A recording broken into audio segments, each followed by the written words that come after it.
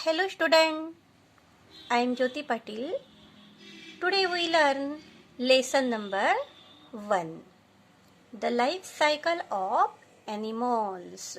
म्हणजे प्राण्यांचा जीवनक्रम. Can you tell? सांगा पाहू. Look at the puppies and their mother in the picture.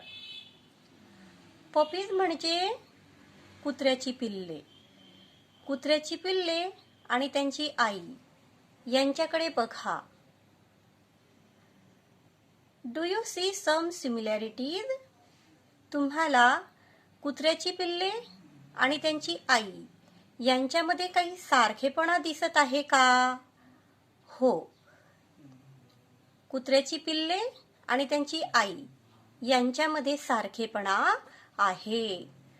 दोघं एकमेकांसारखीच दिसतात. Look at the butterfly and the caterpillar that has come out of the egg. Butterfly म्हणजे फुलपाखरू आणि कॅटरपिलर म्हणजे फुलपाखराने दिलेल्या अंड्यातून बाहेर आलेली अळी. Do you see any similarities? तुम्हाला फुलपाखरू आणि फुलपाखराची अळी यांच्यामध्ये पण सारखेपणा दिसत आहे? नाही. फुलपाखरू आणि फुलपाखराने दिलेल्या अंड्यातून बाहेर आलेली अळी यांच्यामध्ये सारखेपणा दिसत नाही. दोघं एकमेकांपेक्षा खूपच वेगवेगळी दिसत आहेत.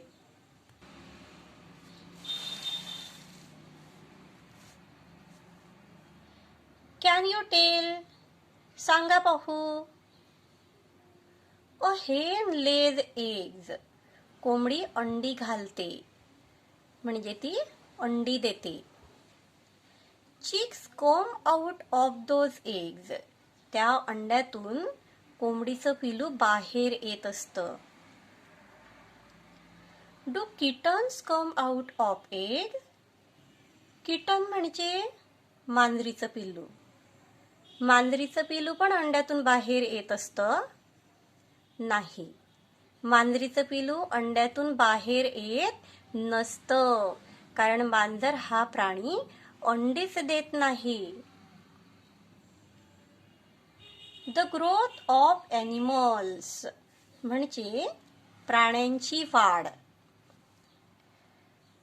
अ kid and a fully grown goat are not very different to look at. Kid म्हणजे बकरीचं पिलू आणि फुल्ली ग्रोन गोट म्हणजे पूर्ण वाढ झालेली बकरी. बकरीचं पिल्लू आणि बकरी यांच्यामध्ये फारसा फरक दिसत नाही. There is not much difference between a kitten and an adult cat. मांजरीचं पिलू आणि मांजर यांच्या दिसण्यामध्ये पण फारसा फरक दिसत नाही.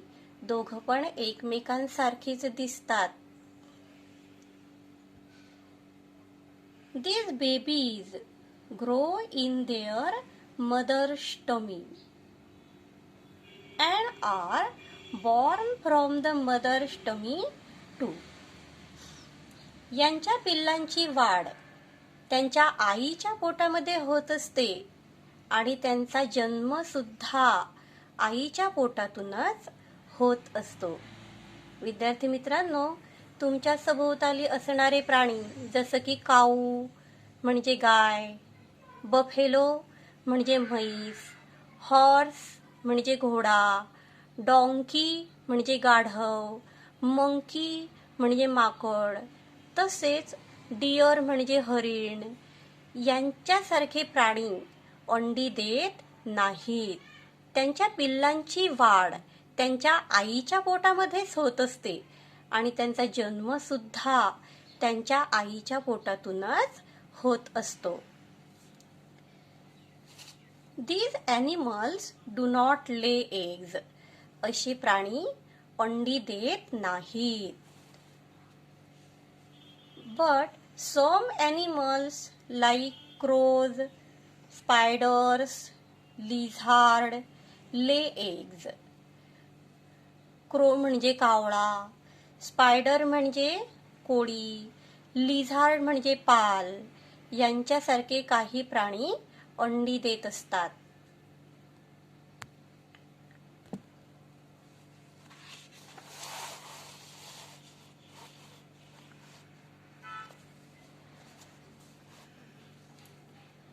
A chicken is born from an egg.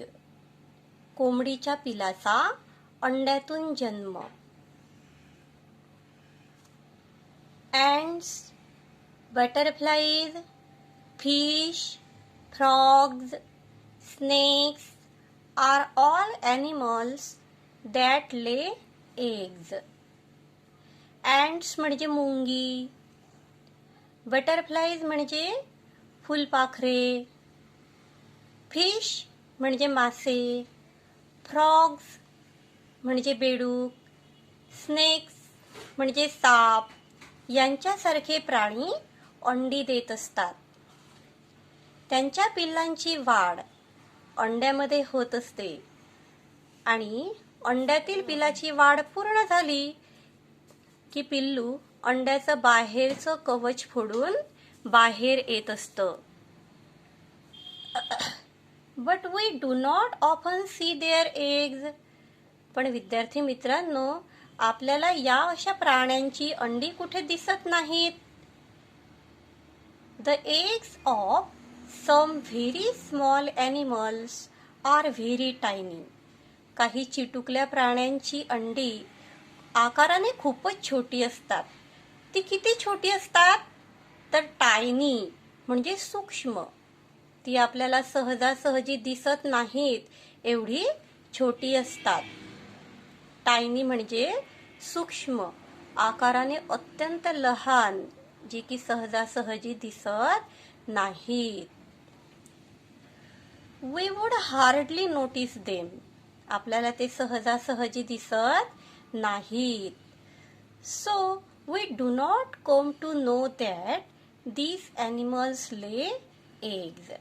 आणि म्हणून हे असे प्राणी अंडी देतात हे आपल्याला माहिती सुद्धा नसते. But we know for sure that a hen lay eggs. पण कोंबडी अंडी घालते, कोंबडी अंडी देते हे मात्र आपल्याला खात्रीने माहिती असते. का बरं माहिती असते आपल्याला ते?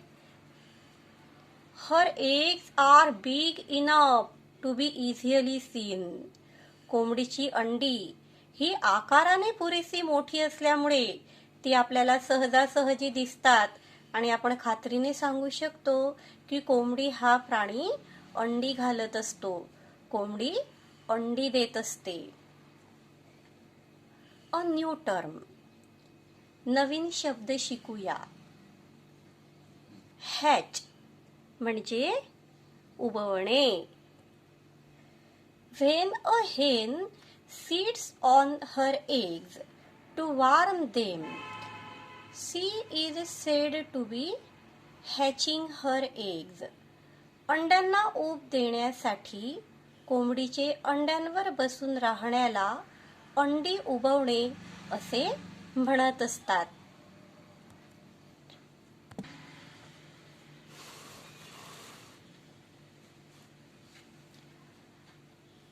A hen lays eggs. कोंबडी अंडी घालते.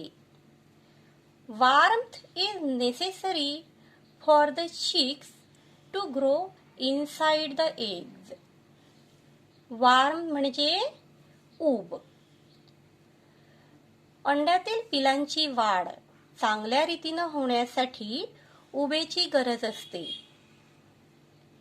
So, after laying them, a hen sits on the eggs to keep them warm.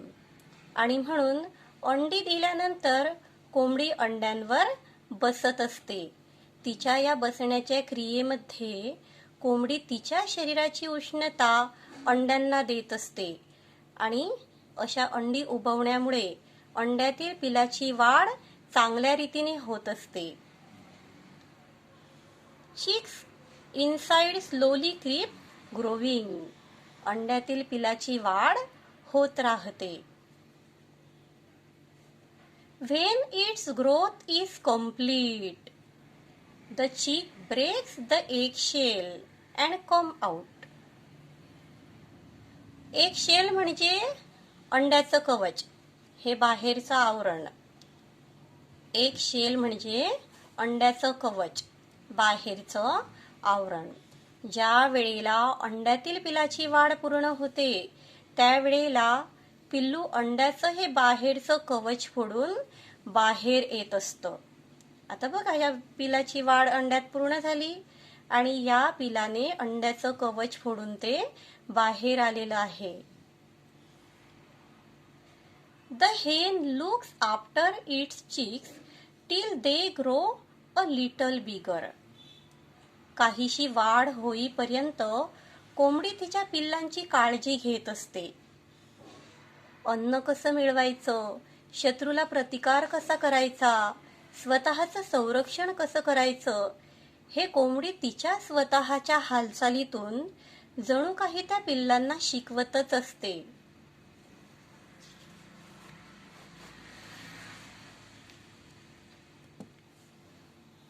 Do you know, माहित आहे का तुम्हाला? When a hen is hatching her eggs, she becomes aggressive for the fear of their safety. Aggressive म्हणजे आक्रमक, fear म्हणजे भीती आणि safety म्हणजे सुरक्षा. विद्यार्थी मित्रांनो, ज्या वेळेला कोंबडी अंडी उबवत असते त्यावेळेला ती अंड्यांच्या भीतीपोटी आक्रमक बनलेली असते. She attacks anyone who tries to go near the eggs.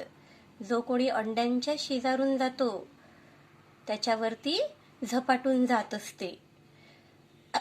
तिला अशी भीती वाटते की कुणी अंडी पळवील का, कुणी अंड्यांना त्रास देईल का, कुणी अंड्यांना हानी पोहोचवेल का, आणि म्हणून जो कोणी अंड्यांच्या शेजारून जातो त्याच्यावरती झपाटून जात असते, त्याला घाबरवत असते. आणि म्हणून अंडी उबवत असताना कोंबडी ही ॲग्रेसिव्ह म्हणजे आक्रमक बनलेली असते. यूज युअर ब्रेन पॉवर म्हणजे तुम्ही थोडा विचार करा. What are the similarities between the hen and her chick? कोंबडी आणि तिची पिल्ल यांच्यामध्ये तुम्हाला काय सारखेपणा दिसत आहे? सिमिलॅरिटीज म्हणजे सारखेपणा. कोंबडी आणि तिची पिल्ल यांच्यामध्ये तुम्हाला काय बरं सारखेपणा दिसत आहे? तर बघा, their beak is same. जशी कोंबडीची चोच आहे तशी चोच पिल्लांची पण आहे. तसेच दे हॅव सेम विंग्स. जसे कोंबडीचे पंख आहेत तसेच पंख पिल्लांचे सुद्धा आहेत. हेन have feather on their body. कोंबडीच्या अंगावर पिस आहेत. तसेच पिस चिक्सच्या अंगावर पण आहेत. Chicks also have feather on their body as like hen. कोंबडीच्या अंगावर जसे पिस आहेत तसेच पिस पिल्लांच्या अंगावर सुद्धा आहेत. कोंबडी आणि तिची पिल्ल यांच्यामध्ये सारखेपणा आहे. दोघं एकमेकांसारखीच दिसतात. कोंबडीची वाढ पूर्ण झालेली आहे आणि म्हणून ती सशक्त आणि आकाराने मोठी आहे. पिल्लं अजून लहान आहेत आणि म्हणून ते आकाराने लहान आहेत.